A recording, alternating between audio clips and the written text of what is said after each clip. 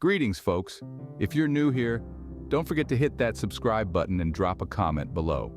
Today we're diving into the world of survival gardening, a practical skill that holds immense value, especially for those who like to be prepared for any situation.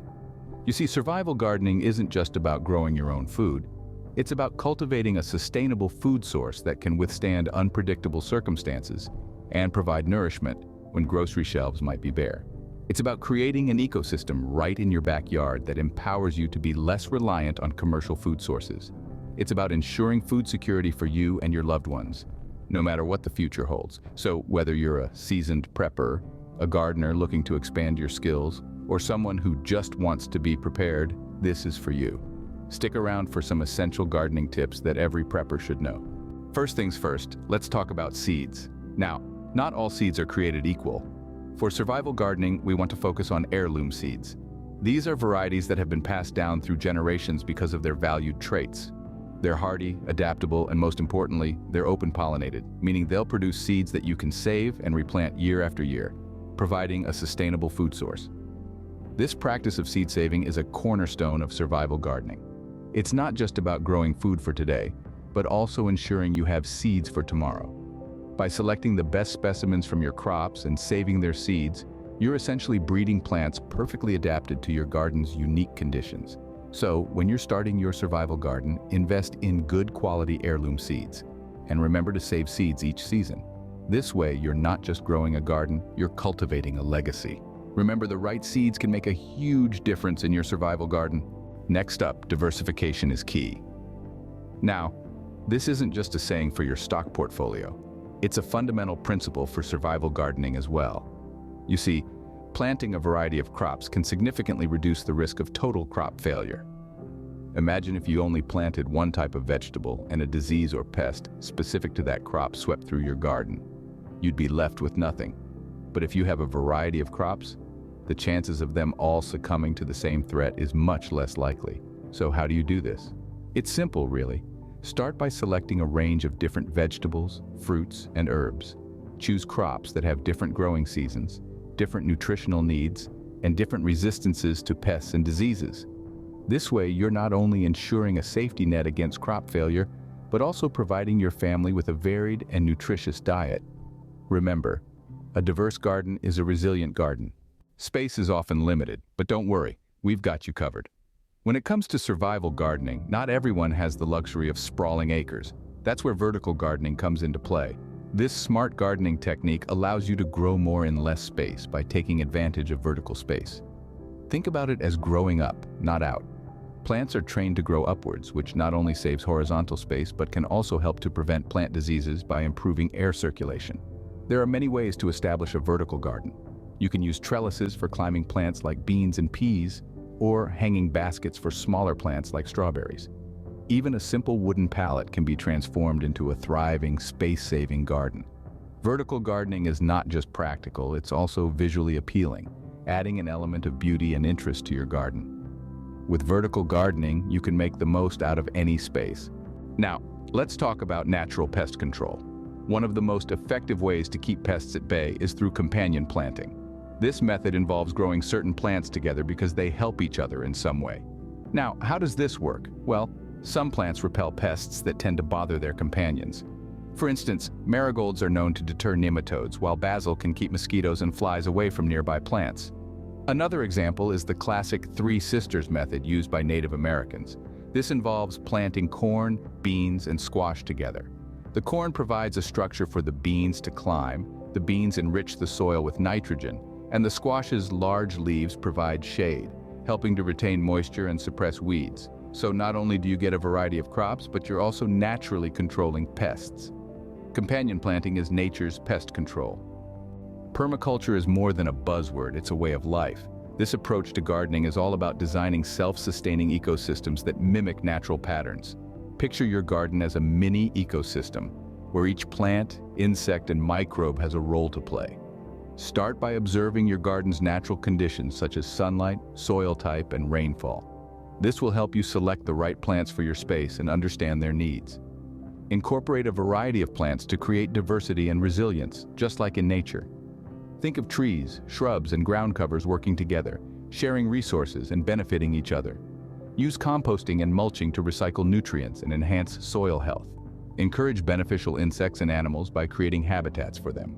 Remember, permaculture isn't about quick fixes. It's a long-term commitment to creating a balanced, productive garden that works with nature, not against it. Incorporating permaculture principles can take your survival garden to the next level. Water is life, especially in a survival garden. The importance of water conservation in gardening cannot be overstated. In a world where water scarcity is becoming more prevalent, every drop truly counts. But how can we make the most of the water we have? Enter rainwater harvesting, an age-old practice that's gaining new relevance. Rainwater harvesting is the collection and storage of rain, typically on roofs, and its subsequent use in the garden. It's a simple, cost-effective way to utilize what nature provides, reducing our reliance on municipal water supplies. Rainwater is naturally soft, free from chlorine and other chemicals, making it perfect for plants. Collecting rainwater can be as simple as placing a barrel under your downspout, or as complex as installing a large cistern with a filtration system. The best part? You're not only saving water, but also money on your water bill. Remember, every drop counts. Your soil is the foundation of your garden. A familiar saying, isn't it? It's a truth that every gardener knows by heart, and this is where mulching comes into play. With its plethora of benefits, mulching not only keeps the soil moist, but also helps prevent the growth of weeds. And guess what? It serves as a protective barrier against soil erosion as well. But that's not all. Mulching enriches the soil by breaking down into nutrients that feed your plants. It's like a buffet for your garden, right there on the surface. Now, let's talk about improving soil fertility and structure. Composting is a tried and true method.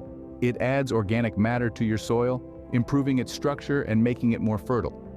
Remember, a diverse mix of materials in your compost pile will provide a wide range of nutrients.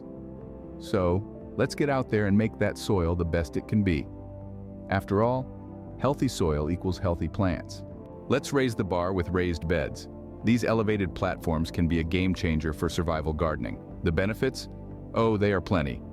First off, they offer better drainage, which is crucial for healthy plant growth. They also prevent soil compaction, improving root health and boosting yields. Plus, they're a backsaver. No need for bending over double to tend to your plants. But how do you build and maintain these gardening marvels? Start with a sturdy frame. Untreated wood, bricks, or even recycled pallets can do the trick. Fill it up with a mix of topsoil, compost, and well-rotted manure for a nutrient-rich environment. Remember, the soil level should be higher than the surrounding ground for optimum drainage. Maintenance is straightforward. Regularly top up the soil with organic matter and keep an eye out for pests. With a bit of care, raised beds can bring numerous benefits to your survival garden. Edible landscaping, ever heard of it? It's a clever strategy that integrates food-producing plants within a decorative setting, essentially turning your garden into a dual-purpose space. Imagine this. Your front lawn doesn't just serve an aesthetic purpose, but also provides you with fresh fruits, vegetables, and herbs right at your doorstep. Take the humble apple tree, for instance. It's not just a pretty feature in your yard. It provides delicious apples in the fall. Or consider planting herbs like rosemary and thyme along your walkways. These plants not only add a lovely fragrance to your garden, but you can also use them in your kitchen. Edible flowers like nasturtiums and marigolds can add vibrant colors to your landscape and can be used in salads or as garnish. The key here is to be creative and strategic about what you plant and where. With edible landscaping, your garden can be both beautiful and functional. Let's hone in on some essential gardening techniques. Starting with seed germination, it's crucial to understand that different seeds have different needs. For instance, some seeds prefer to be soaked overnight, while others require a period of cold stratification. Knowing these specifics can help ensure optimal germination results. Now let's talk about microgreens. These are essentially baby plants that are harvested just after they've developed their first true leaves. They're packed with nutrients and can be grown indoors all year round, making them a valuable addition to any survival garden. To grow your own microgreens, start with a shallow tray filled with quality potting soil. Sprinkle your chosen seeds evenly over the surface, then cover them lightly with more soil. Keep them moist, and within a week or two, you'll have a fresh batch of microgreens ready to harvest. Master these techniques, and you'll be well on your way to a thriving survival garden. Want to grow food all year round? We've got some tips for you. To start, consider using cold frames and greenhouses. These structures can provide a controlled environment for your plants, sheltering them from harsh weather conditions and extending the growing season. Cold frames, essentially mini greenhouses, can be made from recycled materials like old windows and are perfect for keeping your greens going through the winter. On the other hand, greenhouses are a larger investment, but they offer the ability to grow a wider variety of plants throughout the year.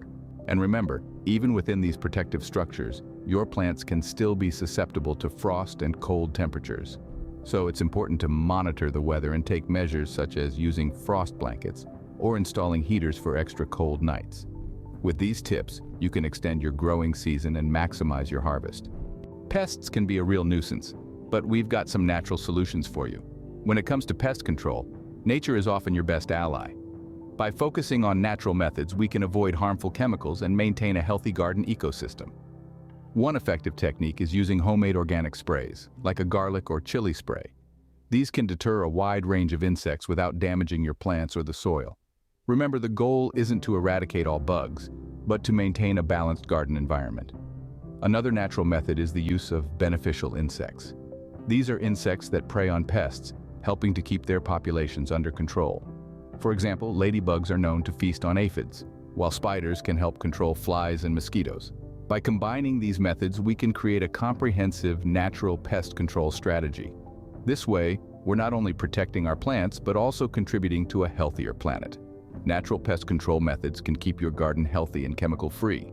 Let's talk about crop rotation and soil management. Now think of crop rotation as a refresh button for your soil. By changing the type of crops you plant on a specific piece of land each year, you can help prevent the buildup of pests and diseases that occur when the same plants are grown season after season. It also promotes a balanced nutrient consumption in the soil. Imagine your soil as a buffet. Different crops are like different diners, each with their own favorite dishes. By rotating crops, you ensure all nutrients are utilized rather than just depleting the soil of one specific type. As for soil management, think of it as the ongoing care for the soil's health.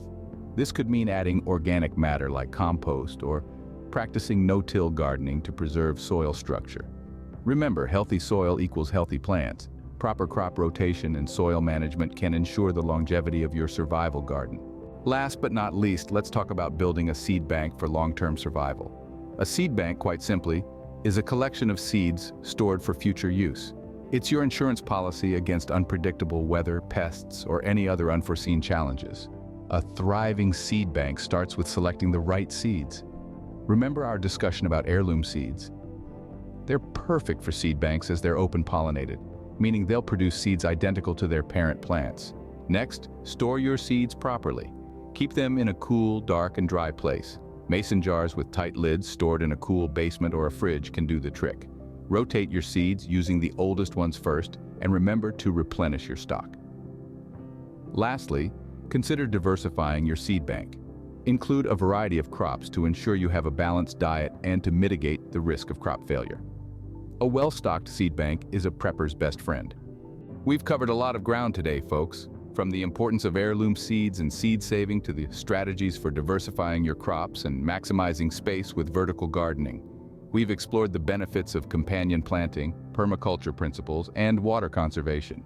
We've delved into the significance of soil health, raised beds, and edible landscaping. We've also discussed essential gardening techniques, how to extend the growing season, natural pest control methods, crop rotation, and soil management. Lastly, we emphasize the importance of building a seed bank for long-term survival and adopting sustainable gardening practices. Each of these elements play a crucial role in ensuring your survival garden thrives, providing you with a sustainable, nutritious food source. Remember, a successful survival garden requires planning, preparation, and patience. Before you go, we've got one more thing for you. If you found this video on mastering survival gardening helpful, then you're going to love the Ultimate Prepping and Survival Handbook.